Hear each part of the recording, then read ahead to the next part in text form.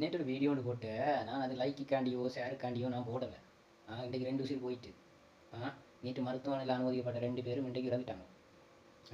ஒரு மக்களுக்கு இந்த பேக் ஐடி மூலம் மக்கள் வந்து இப்படி ஒரு இக்கட்டான நிலைமையில எத்தனை பேரோ பாதிக்கப்படுறது தான் நான் அந்த வீடியோவை போட்டேன். இதே வந்து ஒரு பொம்பளை வந்து அரைகுறை உடுப்புகளோட டான்ஸ் ஆடினாலோ அல்லாட்டிக்கு இதுண்டினாலோ அதை வந்து பார்ப்பிய. ஒரு நல்ல விஷயம், ஒரு முக்கியமான விஷயம், இதை பார்க்க மாட்டியல், கேட்க மாட்டியல். நான் சொன்னது என்னத்தை, இப்படி ஒரு பேக் ஐடியாவில் இப்படி ஒரு நிலவரம் ஒன்று நடந்து 2 பேர் உயிருக்கு போராடி கொண்டு மருத்துவமனையில் சரியான ஒரு வேதினையில் தான் அந்த வீடியோவை போட்டேன். நான் அது 4 பேருக்கு அந்த தகவல் போய் சேரணுன்றதுக்காண்டி நான் போட்டேன். ஆனால் நீங்கள் என்ன செஞ்ச, ஒருத்தருக்கு ஷேர் பண்ணதும் இல்லை, ஒரு இதுன்றதும் இல்லை. ஆனால் இப்படித்தானே ஏசுது. இன்றைக்கு இங்கே 2 உயிர் போனேன், நாளைக்கு என்ன நடக்கும்? இதே மாதிரி எத்தனை உயிருக்கு நடந்திருக்கும்.